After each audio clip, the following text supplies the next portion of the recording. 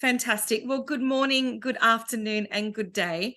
Today, we have a very exciting topic to delve into: unlocking financial potential through workforce insights. Your workforce is one of your most valuable assets, and understanding how to harness its potential can significantly impact your business's bottom line.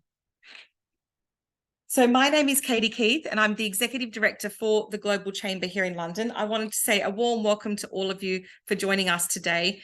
We have this insightful series being brought together by Hedwyn, who are a business consultancy, been working for years together, forming a collaboration with the Business Health Institute, who are here to protect your bottom line and your business's well-being.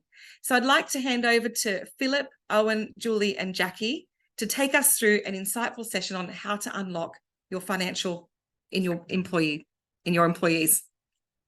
Over to you. Lovely. Thank you, Katie. That's brilliant. We're really glad to be here, and thank you to the Global Chamber for helping promote this event and pulling all these fine people together. And thank you all for joining us from wherever you are and whenever you are around the world. My name is Philip Hillier. I'm, as you probably can see, with Hedwyn. And we've got this series about building business value, and in each of the each element of the series, we then dive into a particular topic. And today's topic, as Katie said, is about unlocking financial potential through workforce insights, which of course is where our partners, the Business Health Institute, come in. So on the next slide, we've got a little bit of an overview of what to expect from this session. And I think Katie's got the chair in terms of moving us forward, haven't you, Katie? Lovely, thank you. And since you've all joined from wherever you've come, I think it'd be really interesting for us and for you to find out who's in the room. So exactly that bit that Katie's just circled, finding out who are you, what does your company do, what kind of sector are you operating in? And if you could go into the chat and enter just short answers to those types of questions. What do you do? Where are you dialing in from? Are you here in the UK like I am, or are you based abroad?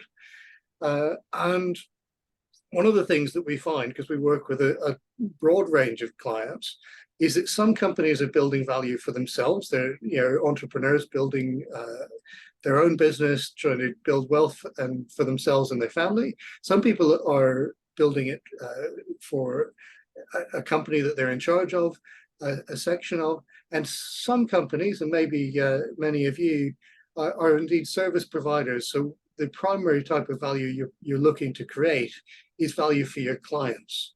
So in the chat, that would be really helpful. Thank you. And so what are we going to go through today in the session?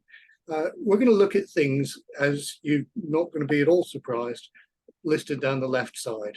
We're going to look at types of value and what does value mean for your organization and for you and the people in it. And we're going to look at when you might look for additional value, as well as where to look at it, where to look for it. And of course, some of the places you're going to look are going to be outside your organization, things that are going on in the world, but some of them, and crucially from your workforce perspective, are going to be things that are going on inside your organization. And we're going to try and link those things back to the strategy of what you're trying to achieve as an organization and how you might structure that. And of course, how you might structure it to deliver it. So we're going to look a little bit about constructing a value roadmap, and getting yourself of something sort of playbook that means you can deliver. But of course, what you deliver is not going to stay consistent with the plan, shall we say. As soon as you try and implement it, stuff is going to happen, and you're going to have to respond to those, and you find yourself in a position of doing what we call continuous adaptation. But in total, we're going to try and be practical. We're not going to cover all of it today because there's loads of stuff we could talk about. But we're going to try and make sure that you come away with some insights and things that you can take action on. Thank you. Oh, brilliant. We're in sync, we are. And here on the next slide, this is, unsurprisingly, an overview of the structure of the session we have today. It broadly comes into 3 sections, which we'll cover in a little bit more depth than each of them. The first, of course, is about understanding the value and types of value and what's particularly valuable to you as an organization and how that links to strategy, because no two organizations are the same. We're going to look, or probably at this point, it's going to be Julie from the Business Health Institute walking us through where you find value opportunities and how you can get insights from how your workforce is performing and to tie those to financial impact and things that you can do and achieve. And then we're going to look at embedding that value to turning it into a roadmap, a playbook that you can execute to continue to monitor and reevaluate your progress in terms of embedding that value and adapt and adjust as you go. And one thing that we find is that we often don't make the time to talk about additional value and creating it and taking the time back. In fact, most organizations, and I suspect this is going to be true for the people here, we mostly look to add value when things start to go wrong, when things have changed, when our employees express new preferences, they've got new working patterns, they've come off a pandemic, or in the UK, we had a furlough scheme where people were often part-time for various lengths of time. And this changed substantially the attitudes of employees in the workforce and what they were expecting when they were coming back to work, because in some senses they'd never left, or in some places they'd left mentally a long time ago and were just turning up to the office.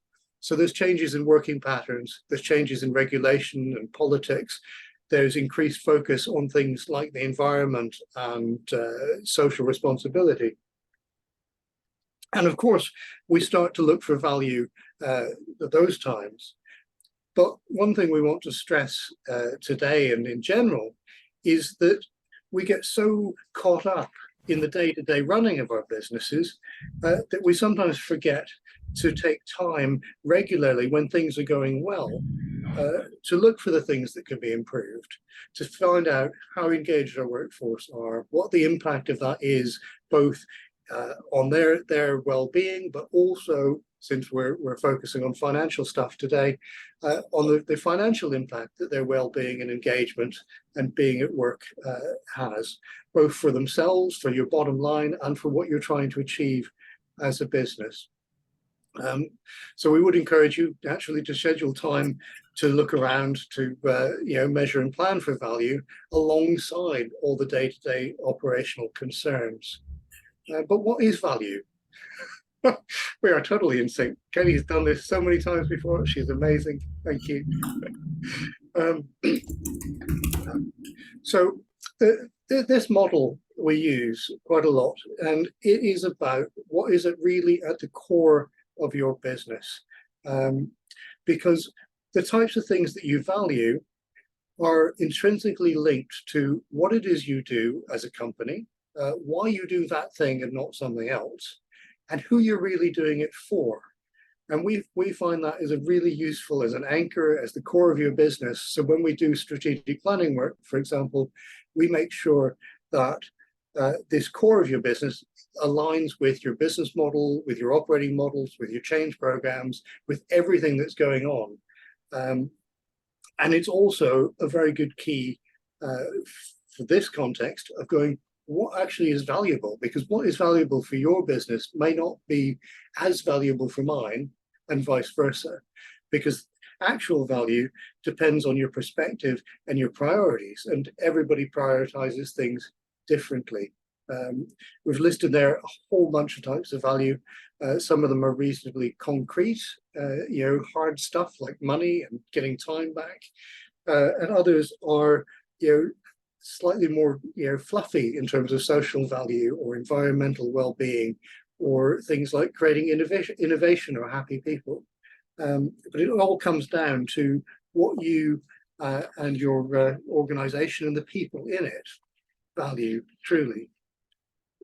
And the best types of value, of course, support the strategy, which is, we'll talk about a little bit on the next slide.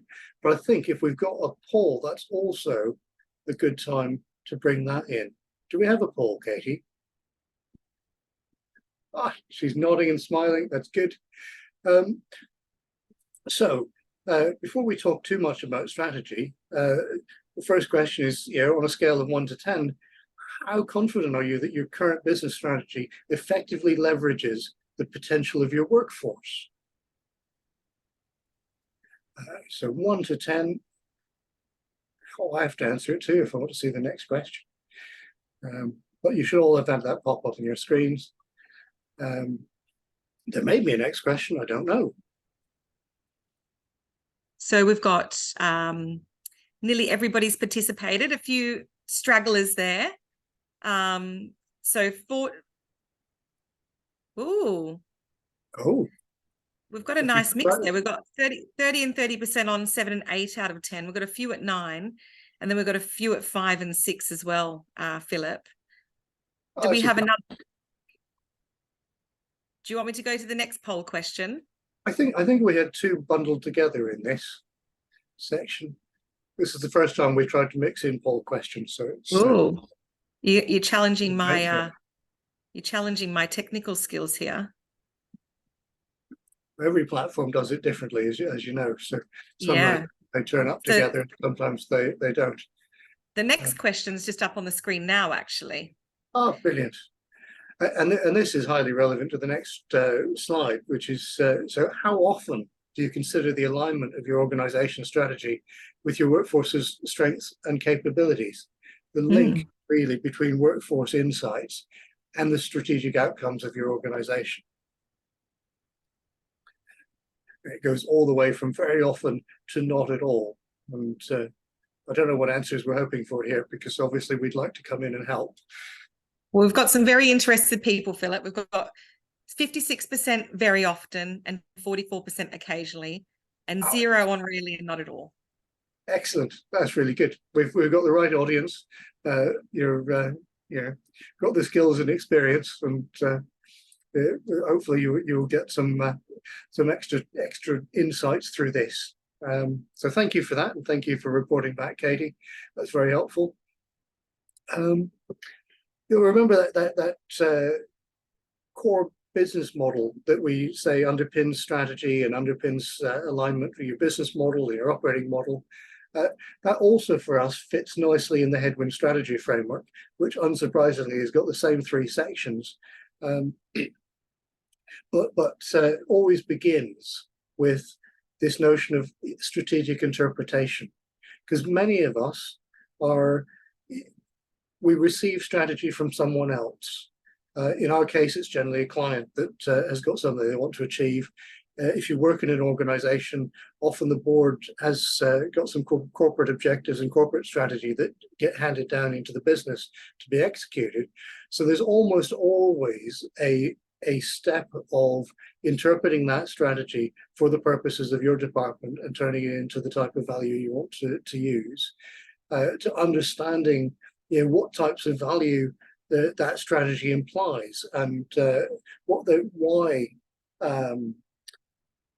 trying to get behind the actual words of the strategy that are handed to you, to interpret it, to understand what is driving those requirements, what is, if you like, in the core model of the people who put those requirements together and that strategy together.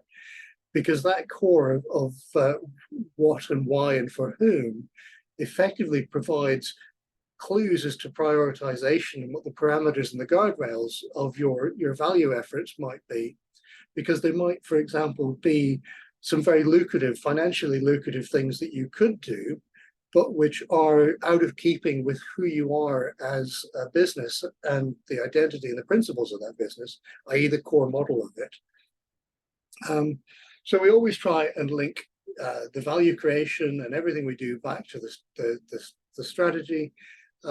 Our wider framework, which we're not going into today, you can see flows all the way from engaging the business, providing insights back upstream so that the strategy itself might be informed by what you've learned, interpreting the demand requirements and understanding what's behind them, and of course turning it into some sort of executable roadmap which you can both enact but also evaluate, so that there's an entire learning cycle that comes back around and ideally feeds in back through the top. Because, of course, as it says, every business is different. And where might you look? No, it's good. We're good. Thank you. I can roll with that. Every business is different, and every business is going to see these doors on the field and interpret them differently. Some of them are going to be more attractive than others. Some are going to appear to be closer than others. But you're all capable of scanning for those opportunities. You can look at, say what the competition do, because some things your competitors do really well that you may want to emulate or avoid emulating. Other things your competitors do less well.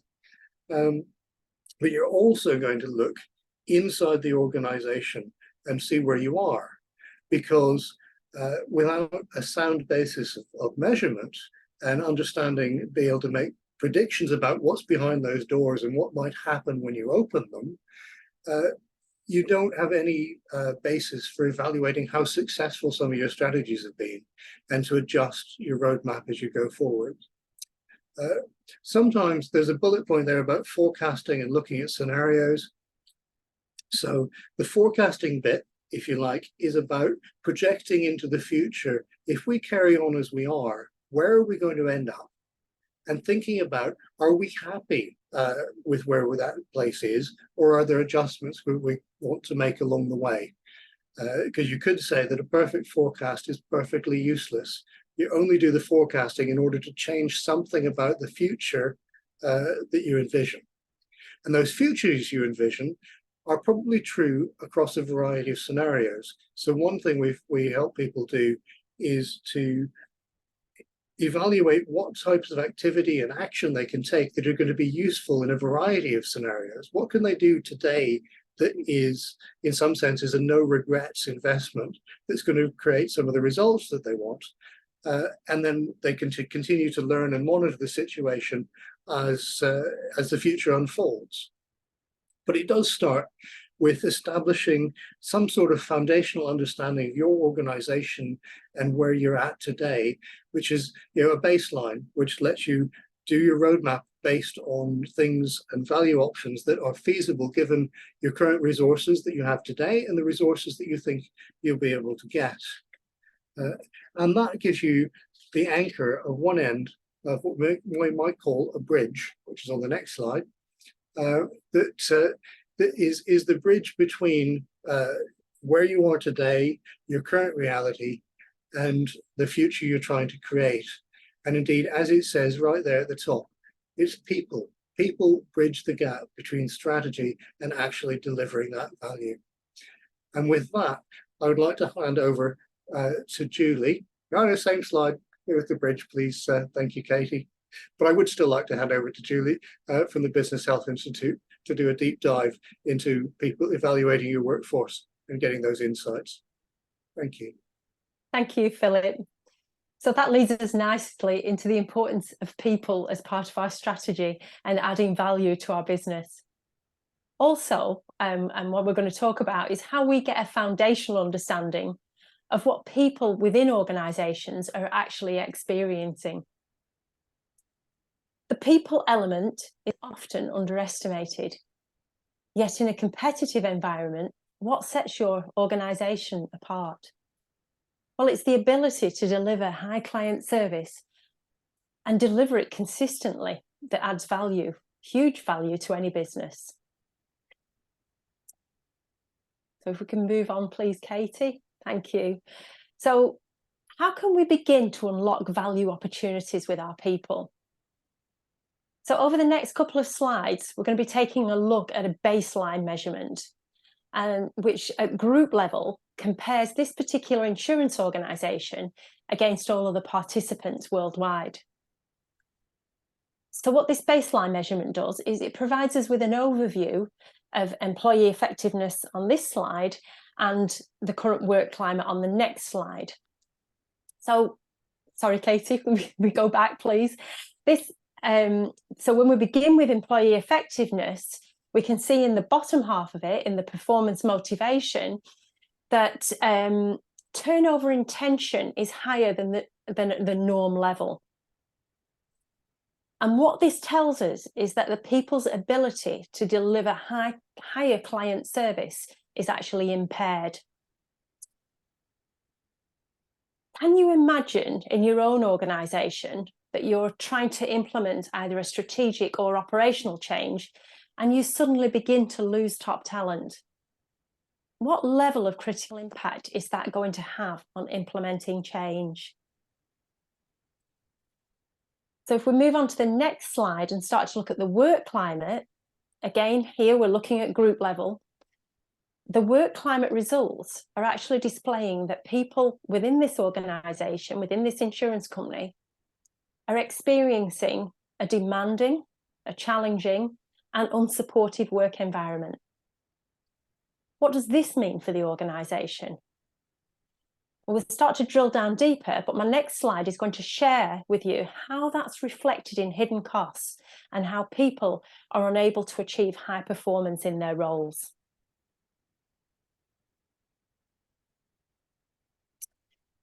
So we start to delve deeper into the baseline measurement, and what that provides us with, what the information provides us with on this slide, is that insight into poor job fit and moderate job fit is creating a hidden cost of almost, well, more than £750,000. This is a huge additional cost for an organisation, and this is only based on a sample of 308 employees. I'm not saying that you would shift all of that above cost, hidden cost. However, can you imagine what the impact would be of reducing this to 250,000? And that's not only this year, that's every year moving forward. So what does the analysis of poor job fit and moderate job fit actually tell us? It tells us that this is the driver of people's intention to leave. However, at this stage, we don't know why that is. What it also tells us is that people within these areas will be struggling to achieve at an operational level. And what that means is they will be unable to cope with any additional pressure whatsoever, to cope with any change initiatives or any new strategies that are handed over to them. It's more than likely that everyone attending here today will have some depth of hidden costs within their organisation. Whatever the depth, I hope you can or will start to see how unlocking this hidden value and taking action to rectify this is an easy win to add business value back. We start on the next slide to look at the greatest impact leverage points. And what this means is, as we're drilling deeper into the data, we're provided with the information that there's 9 work climate risk factors that are affecting both employee functioning and driving those hidden costs that we've just seen. So to be able to realign people with strategy, we need to focus on creating interventions based on these top 4 risk factors. Why focus on the top 4? Because based upon this unique work environment, this data is providing us with the business levers which are going to create the quickest and easiest wins to optimize people and build value. Have you got areas in your business where creating interventions based upon critical data may have a significant impact? So on the next slide, we're going to delve deeper into the costs of work-related motivation and employer-related motivation. So have you thought about untapped potential within your workforce and that it could be a significant contributor to unlocking financial growth? What's the impact of increasing work engagement potential? Of moving people into a higher work engagement state? Reducing the risk of presenteeism, i.e. if I'm disengaged from my role and receiving a good salary from my organisation, but I'm only actually present for half of that, the organisation is experiencing both loss of resource and a huge unnecessary financial cost. And you can multiply that through the organisation. If people are disengaged, how difficult will it be to achieve strategy? Is it even possible at all? So what do we do now that we've got all this data? Well, on our next slide, we'll see that we can start to craft an actual roadmap. How do we do this? Well, we start by linking our baseline data, and that helps us form a plan for our direction of travel and also how we can get there. What we need to do is create interventions based on the data priorities that we can determine what needs to be actioned now and why, what is next, and what is in the future. This allows financial potential to be unlocked, which in this case provides significant difference. So we can move on to the next slide, please, Katie. And this is where we've got the items for prioritisation. In the case of the insurance company, the C's are the now. So we create an intervention based upon the priorities, which are the reason why there is poor job fit or moderate job fit, i.e. the factors underpinning these are adequate job information, lack of, we need to address growth and development opportunities, and also people's perception about their job fit. These will be quick wins which can result in retaining top talent. And this might be especially critical in time of organisational cultural change. I'm not saying that you'd want to keep all of those people, but there will naturally be leakage. But if you amend these factors, then you get to keep the talent you want to keep. So again, thinking about your own organisation, have you any recent instances where a better alignment between your workforce and strategy may have led to improved outcomes? So we took all these scenarios, all these measurements into our case study, which is again our next slide. One of our clients, and they were formerly Nugent Sante, they're now the Sante Group. And when the CEO, Paul Nugent, was restructuring his organisation and creating a new operating model, he brought in Business Health Institute because he wanted to ensure that his people aligned with his strategy through the change. He also wanted to create a level of certainty and predictability in his business throughout this period. So we used the assessment we've just shared with you, and we discovered, amongst other factors, that some people were stressed, some were disconnected. Because we understood the key factors and we drilled down to why they were occurring, we were able to detail how to create those quick wins we talked about earlier. So what was previously unknown could now be managed and remeasured. Moving forward 9 months, we went back in and we remeasured to determine the effects the embedded interventions had made. As you can see here, the productivity had increased by almost 50%. People had been moved out of burnout and back into manageable stress, and also higher engagement was achieved. In this instant, Paul's role was actually made easier because he had information at his fingertips, which was actionable. And what he was able to do was realign his people with the new strategy. Because of that, he achieved substantial cost savings and added business value. What could we do with you to make a change in your organisation that both supports you and makes your role easier? I'm now going to hand you back over to Philip to summarise. Excellent. Thank you, Julie. It's an impressive case study, and I know you're only able to share certain elements of the highlights of the analysis and the things to focus on. But there's that's impressive set of results in a short period of time. But I think it's typical, isn't it, where there's a certain amount of just knowing what's going on and be able to plan it and to monitor the impacts of your plans, that creates confidence and the ability to relax while you're still driving the business at 1,000,000 miles an hour.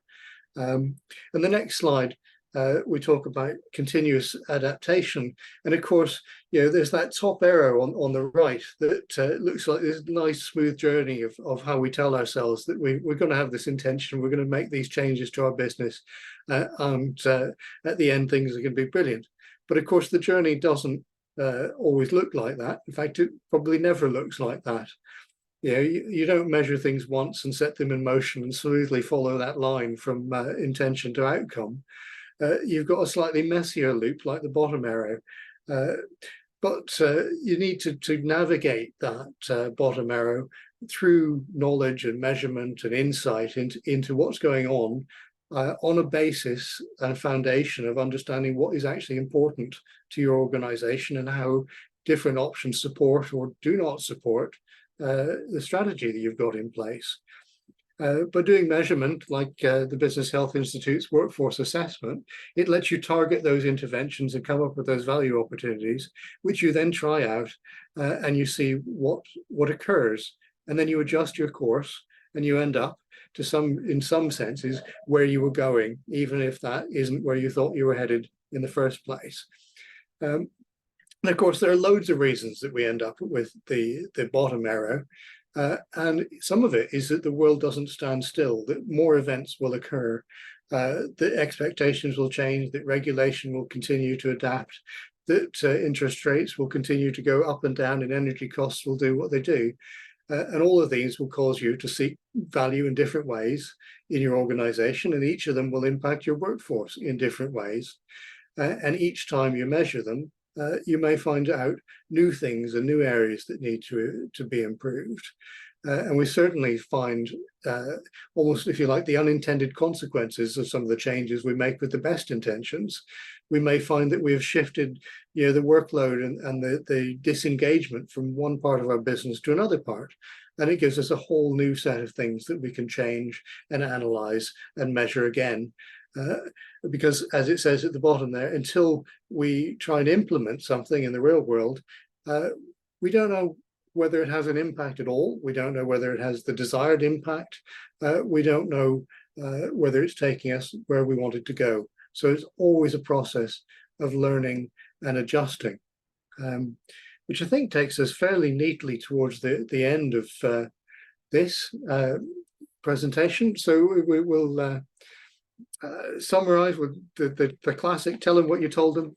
And there's the reminder of the process and the steps we've gone through, which I hope have been insightful for you, of the understanding value, the finding value opportunities and the embedding value, each of which has got buried in it a whole seminar of itself that we could go into, and a whole process we could go through. Because each of these topics has got depth, and part of the reason it has depth is because you all work in complex organizations that are staffed by, well, people who are complex, and they have their own stubborn desires and things they're trying to achieve in their lives, as well as what you're trying to achieve with the business. And so this idea of getting to the bottom of what is value for your organization and where to look to that value and how to prioritize it is an ever-changing challenge.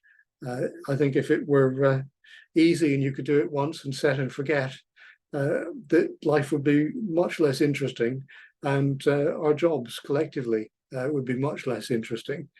And then there's the challenges of constructing all of that, linking it to your strategy, building a value roadmap, and then committing to this lifelong process of an adaptation and learning.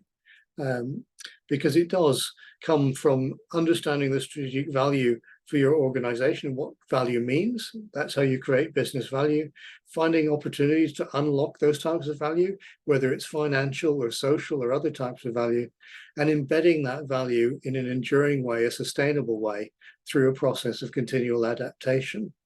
And I think that is where I'm going to stop talking and say thank you very much, and hand back over to Katie. But we would absolutely love to carry on a conversation with each and every one of you. Thank you, Philip, and congratulations, Julie and Philip. And I just want, before we go into Q&A, I just want to share something. I want to tell a story to all of our attendees and those chiming in, watching from the comfort of your home. Hedwyn really is a renowned expert in business strategy and leadership, and we've also got Business Health Institute dedicated to promoting organisational wellness and productivity. These companies have joined forces through collaboration, through our Global Chamber network, because they can see real value in helping other businesses to thrive and access the rich data that we've got sitting right at our fingertips. So please take advantage of having them on today to learn a little bit about how you can tap into this for yourself. So we're going to open up to Q&A. We've got plenty of time to interact with each other. Well done. I found that really insightful. And I'm going to start with a question because it's just, I'm just curious. Is this for any type, size of organisation? Who can access this type of information? Who would you recommend access it? Is it particular industries, types of businesses? Who is it for? Owen? I'll take that one. Hi. Well, that's a good question. Thank you for that. Actually, you can use this sort of approach in any size of business. We've worked with startups who are very small and trying to grow rapidly and trying to understand how their business is changing and what sort of workforce they need, and then also to unlock the additional value that they thought they were going to get when they were planning their initial growth. And we also work with multinationals. Just recently, we were working with a global manufacturing company, and they are going through a big period of change, and they've been trying to understand how to access the value from their current workforce as they shift from one business operating model to the next one, to their new operating model. So yeah, very small, very large, not an issue. Thanks, Owen. So it's anyone with people, I suppose, in their business, anyone who wants to retain their talent, look after the bottom line.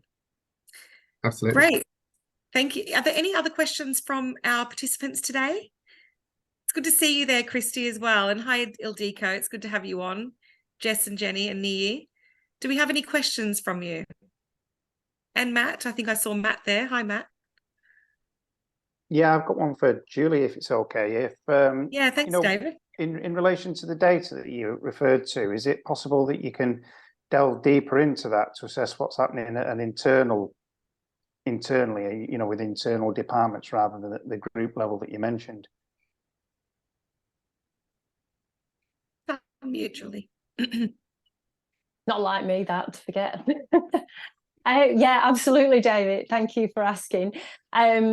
We can take this data deeper, because what can sometimes happen is that organisations start with a particular area in their business and want to just test out a particular department that they may be experiencing challenges in, or they may want to understand what is going into over the whole business, which is what we've shared.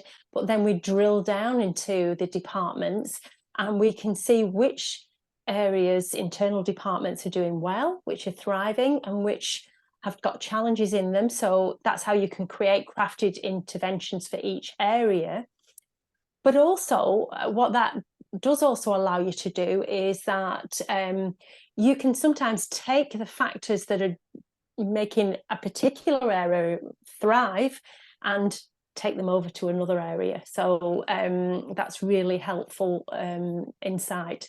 So yes, we can go much deeper than what we've shared with you today. Yeah. And a small factor is one of the things we did highlight, which seems fairly obvious really, that during lockdown with an organisation we worked with, we very clearly identified, and this visually helped the leaders, that the 20 to 29-year-olds were really struggling because they were working remotely. They'd just come into the workplace. So we were able to drill down to that level to identify what was causing them challenges, and that also enabled them to get the right support. Brilliant. That's very interesting. Welcome, Martin. It's good to have you. Any other questions?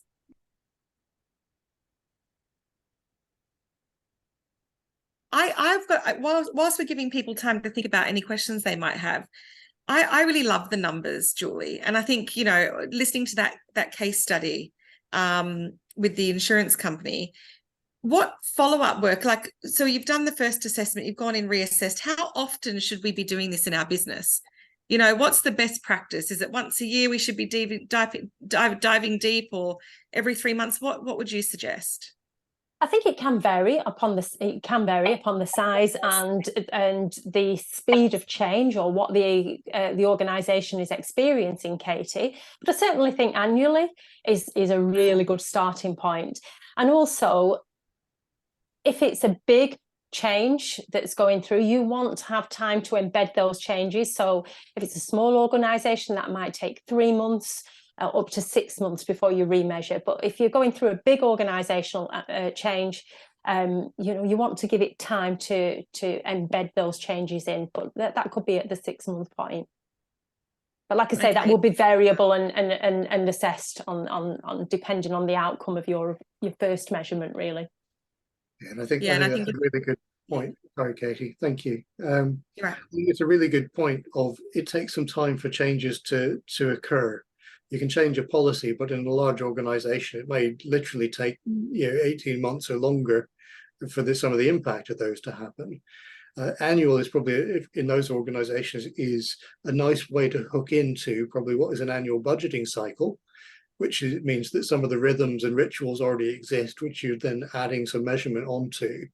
But equally, there's part of the stepping back and looking for ways of embedding value means that you should question whether that budget cycle is the right timing to mix things into. And that's why you get into things like Julie said, 6 monthly, where you're trying to break a little bit out of that annual cycle mindset. Mm-hmm. Yeah, thank you for that. I was just really curious about, when we should be thinking about it. I know, having gone through a big organizational change, I'd be more curious to see how we progress over time. But you're right, if it's just a check-in, it's something to consider. I don't know if you can see me because I've just lost all view of you all. But if there are any other questions, could you please unmute yourself, because I won't be able to see you. We can see you, Katie. Oh, good. That's good. Any other questions from our participants? Just one for myself. Nice to see you Thanks, all. Matt. Apologies. I had everyone on sort of mute because I was traveling, but I only got the second part of the presentation, so apologies. But one thing that I've definitely had with working with Julie and Jackie is, about rating the staff 1 to 10, and maximizing it. And I think this sort of really follows through to, I think I caught the last bit of your part, Philip, with regards to you want to get an 8 out of 10, don't you? You want to be able to get them on that journey, and the whole process of what you're doing, Jackie and Julie, I think can definitely show more closer to 10 than more sub 5. So I think this whole process of what you've identified today is so much deeper and wider. So it was just more of a statement in just learning more about what you guys are doing. Thank you, Matt. Yeah, and on the back of that, it's about making your people sustainable, isn't it, at that 8 out of 10, so that they can achieve longevity in those roles, and you can retain that talent, that prevention of burnout or stress, so that they become disengaged and you lose that talent on the back of that. Which of course could mean that they're the right people in the wrong roles. So there's absolutely that fit between the individual and what they're doing in that organization. And so that there may be a place in which they are an 8, and it's just not the team they're on. Yeah. That's really good. I like that. Right people, wrong role. Yeah. And I wonder if anyone on the call is, has got an example of something that's happening in their business, maybe a life example of where they think understanding through insights might help them. Is anyone recruiting at the moment, trying to find talent, trying to retain talent? I can't see anybody, so it's hard for me to see if anyone's speaking. Because I know, just a personal experience right now, I'm off the back of recruiting 2 new staff members, and I feel very nervous and very anxious as a leader in a business recruiting someone and putting so much of an investment into these individuals, because you just never know how they're going to go. And I think, what things can you do at the early recruitment stage for people like myself who are recruiting and want to make the right decisions? I think we can support with onboarding, Katie, as well, which helps people integrate into the business over the first 12-month period. So it's longer than a traditional onboarding piece. What it also helps people to do is take responsibility for their own part of the organisation, because they get feedback on their own, so they can engage with colleague support or supervisory. What do I need to do to engage? And as a newbie in an organisation, I might not understand the dynamics, the politics, the values, the how it works. So if I can understand how I'm scoring on each level, then that can be really useful for me and to keep me supported through that first 12 months, which is the period where you really want to keep people engaged. Yeah, I agree. It's like worried about impressing them, but also making the right decisions. And there's a whole plethora of emotions that you go throughout the process as well. So I was just very curious about that, because I haven't had to go through it for so many years. And then it's something that's come up, and I'm sure a lot of other people out there listening into this are experiencing the same sort of concerns going through a recruitment process. And also the retention, the first 6 months is critical, right? Yeah, absolutely. And also to say to that we also provide feedback to the organisation on themes that are arising for people who may be struggling to settle into the organisation, which might be out of their control. So the organisation gets some insight as to what's happening as well, and the onboarding process. I think just one step earlier than the engagement is making sure that the recruitment consultant totally gets you in terms of, rather than prep the candidate for your position, you need to be able to liaise with that recruitment and say, this is what we're looking for, this is the position, this is the time, and this is the probation period, this is all of those factors. And if you address that, then the candidate will be more aligned before it gets to the interview process. Because I think there's too much in the recruitment part these days where they prep for the company as opposed to prep the actual individual. And I think there's got to be a piece there that there's more alignment early on in that process. So therefore, there's a higher probability of success. Yeah, that's wise words.